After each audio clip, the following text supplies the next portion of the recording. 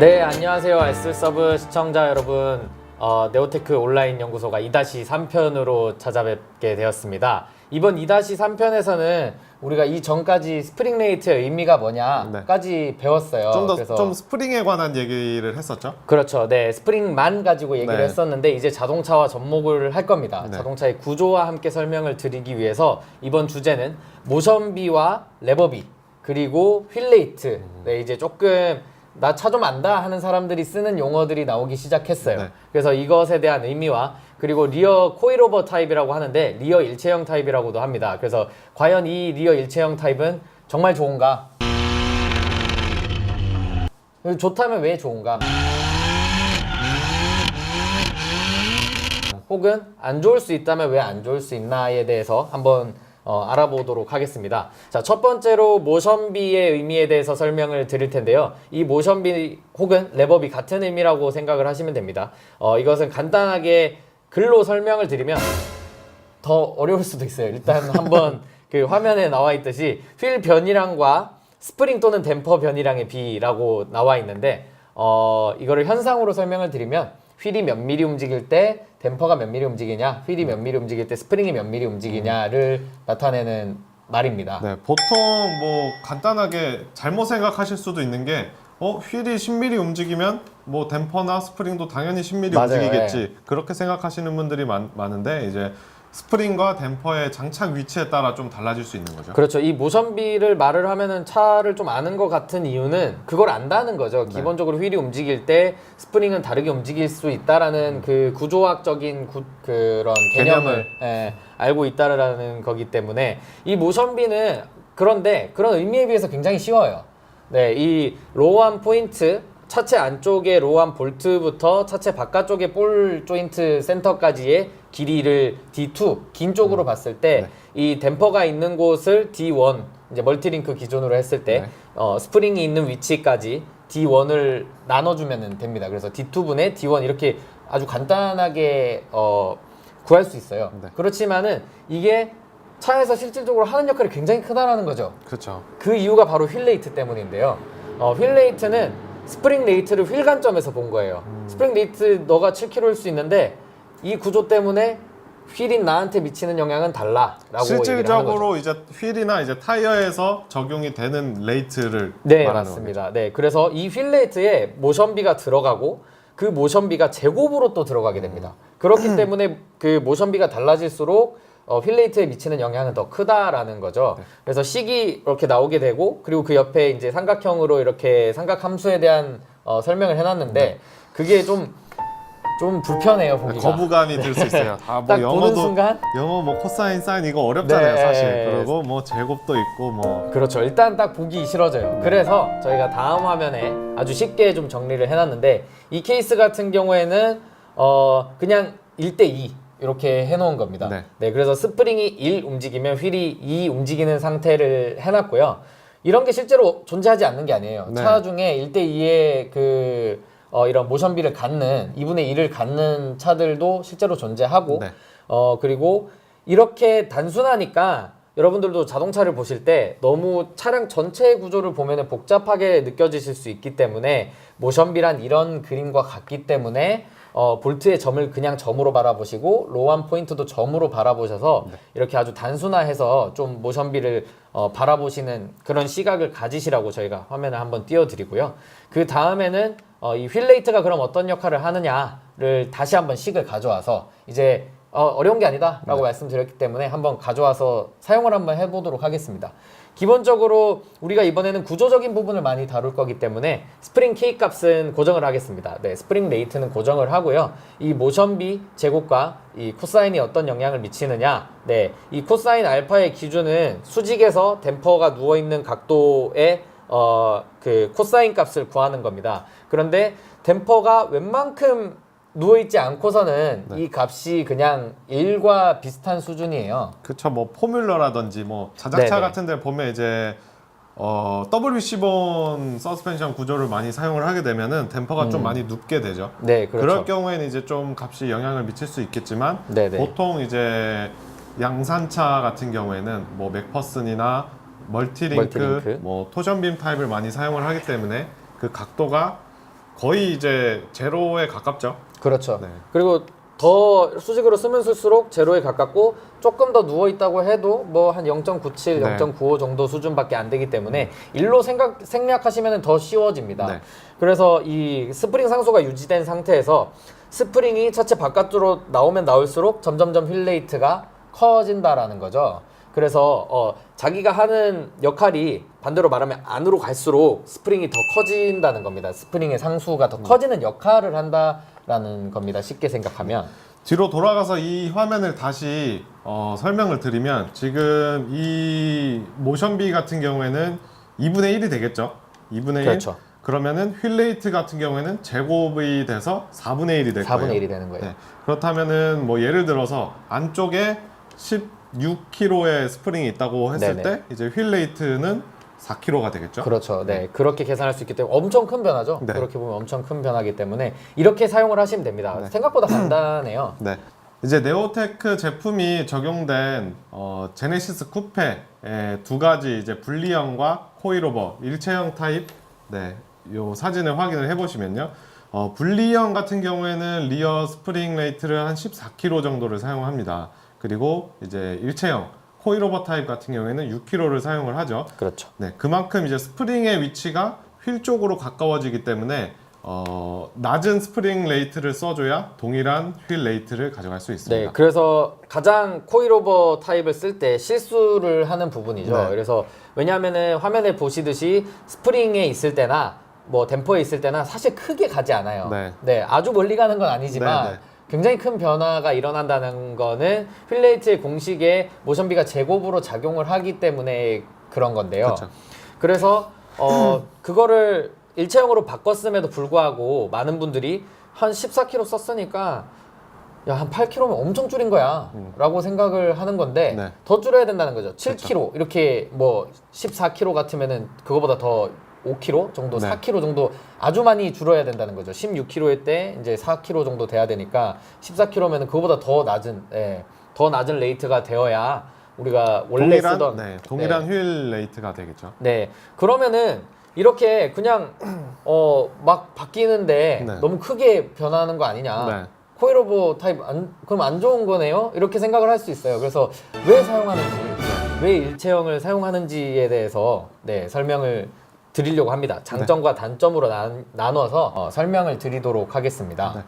일단 분리형 같은 경우는 보통 순정 차량에 모두 적용이 되어 있죠. 스프링 따로, 댐퍼 따로 이런 식으로 장착이 됩니다. 분리형의 장점 같은 경우에는 이제 정밀한 휠 레이트 튜닝이 가능합니다. 모션비가 작기 때문에 이제 스프링이 로어암 안쪽으로 위치를 하고 있기 때문에 0.2에서 0.3 정도의 이제 휠 레이트 변화가 있겠죠. 그렇게 되면은 스프링을 1kg 바꿨을 때 휠 레이트는 뭐 0.2kg, 0.3kg 아주 낮은 수치로 변화를 하기 때문에 정밀한 휠 레이트 튜닝이 가능합니다. 그렇죠. 우리가 그 튜닝 시장에서 보면 스프링이 막 0.1, 0.2 이렇게 다 쪼개져 있지 않아요. 네. 물론 해외에서 뭐 직구하고 막 이렇게 할 수 있지만 네. 그렇게 해서 비용도 엄청 비싸지고 사실 그렇게 다 필요하지도 않고요. 네. 그런 거를 모션비를 잘 활용을 하면 모션비가 적당히 이렇게 있는 것들은 1kg씩 1kg씩 바꿔도 크게 변하지 않는다는 거죠. 그래서 더 정밀한 휠 레이트를 내가 원하는 휠 레이트를 맞출 수 있다라는 장점이 있고요. 네. 그리고 일단 가격이 좀 저렴합니다. 이 구조적으로 스프링과 댐퍼를 같이 얹지 않아도 되기 때문에 그런 같이 얹기 위한 부품들이 필요가 없어요. 네, 그래서 가격이 좀 저렴하다는 장점이 있고요. 네. 그리고 실내 공간 확보에 용이합니다. 스프링 같은 경우는 이제 차체 좀 아래쪽에 위치를 짧은 스프링으로 위치를 하게 되고 이제 댐퍼는 바퀴 쪽으로 이제 빈 공간에 위치를 하게 되겠죠. 네, 그래서 사실 말만 들으면 뭔가 댐퍼랑 같이 있으면 더 공간이 효율적인 게 아니냐라고 생각을 할 수도 있는데 왜 이게 더 공간이 효율적이라고 하냐면 스프링은 차대 밑으로 들어가 버려요. 네. 로어암과 차대 사이에 이렇게 쑥 들어가 버리기 때문에 실내 공간에 전혀 영향을 주지 않습니다. 네. 하지만 댐퍼는 밖에 나와 있고 그 댐퍼 옆에 들어가게 되면 이 댐퍼의 위치는 통상적으로 휠과 차대 사이에 들어가게 됩니다. 그래서 이 공간에 두꺼운 이렇게 좀 넓은 스프링이 들어가게 되면 휠과 간섭도 생길 수도 있고요. 네. 차대랑 간섭도 생길 수도 있습니다. 네. 그래서 분리형이 좀 더 실내 공간 확보가 용이하다라고 할 수가 있는 거고요. 네. 그 분리형의 단점은 이거 실무하시는 분들은 제일 아주 많이 공감을. 귀찮은 작업 중에 하나예요. 네. 멀티링크 타입의 이제 차고 조절. 차고 조절할 때 보시면 뭐 로어암도 풀어야 되고 댐퍼도 풀어야 되고 스테빌라이저 링크도 풀어야 되고 또 차고를 작업이 많아요. 네, 일단 차고를 조절을 했는데 차고를 조절하고 조립을 다 했는데 원하는 차고가 아니면 그죠. 또 다시 다 풀어야 되고 네네. 이런 식으로 이제 좀 번거롭습니다. 그리고 사실 그 우리가 나중에 또 네. 뒤편에서 다룰 건데 네. 이 드롭을 잘 맞춰줘야 되거든요. 휠이 움직이는 양과 스프링이 움직이는 양을 서로 잘 맞춰줘야 되는데 네. 이게 따로따로 있으니까는 관리하기가 어렵다는 거죠. 네. 그에 반해서 일체형은 이게 너무 쉬운 거예요.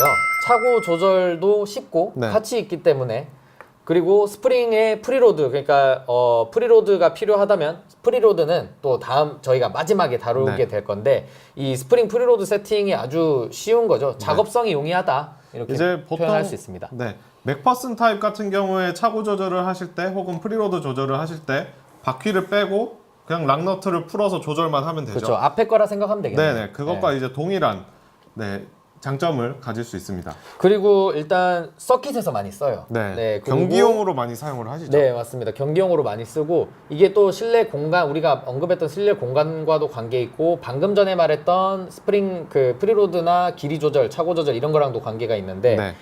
이게 그 서킷 주행이 잦게 되면 하체에 관련된 막 셋업 변경을 자주 해야 되고요. 네, 현장에서도 계속 바꿀 수도 있고. 그죠, 네, 네. 그리고 공도에서도 마찬가지예요. 공도에서도 사실 서킷 못지않게 이렇게 내가 차가 너무 낮은 것 같은데 혹은 네. 너무 높은 것 같은데 해서 가게 되는데 이때 작업이 굉장히 쉽다라는 거죠. 그쵸. 그런 이제 일체형이 갖는 장점이 있습니다. 그리고 근데 일체형이 그럼 다 좋냐? 그런 건 아니에요. 네. 장단점이 일체형의- 있죠, 또. 그죠. 단점을 보면은 아까 그 실내 공간 확보 분리형이 좋으면 당연히 일체형은 좀 안 좋겠죠. 네. 이 타이어랑 차대 사이에 들어가야 되기 때문에 제네시스 쿠페 같은 경우에는 이걸 같이 넣으려면 안에 차대를 좀 이렇게 스프링이 들어갈 공간을 확보를 해야 돼서 망치질을 좀. 네, 차에 손상을 좀 줘야 됩니다. 그렇기 때문에 더 매니아층들이 좀 찾는 이유기도 하고요. 그렇죠. 네, 웬만한 마음가짐이 아니고서는 그거를 용납하기 어려워요. 그렇죠. 네, 그리고 이제 휠 간섭. 좀 전에도 말씀드렸다시피 이제 옵셋이 좀 플러스 옵셋인 휠들을 사용을 하게 되면은 그 스프링과 간섭이 날 수도 있어요. 그렇기 때문에 경기용은 보통 림폭이 좀 크고 옵셋이 마이너스로 좀 빠지는 이제 요즘에는 오버핸다가 맞습니다. 또 합법이 돼서 네. 좀 림폭 크고 오버핸다를 많이 사용을 하시기 때문에 네. 그런 목적에 의해서 이제 사용을 하시는 분들이 많고요. 그리고 일체형을 잘 쓰려면 그 모션비에 대한 이해도가 충분히 있어야 되고 그리고 그만큼 많은 데이터가 있어야 돼요. 그렇죠. 많이 스프링 하나 바꾸면서 이게 너무 크게 바뀌기 때문에 거기에 대해서 데이터를 충분히 가진 어떻게 보면 좀 경력 있고 실력 있는 샵들이 좀 선호를 합니다. 네.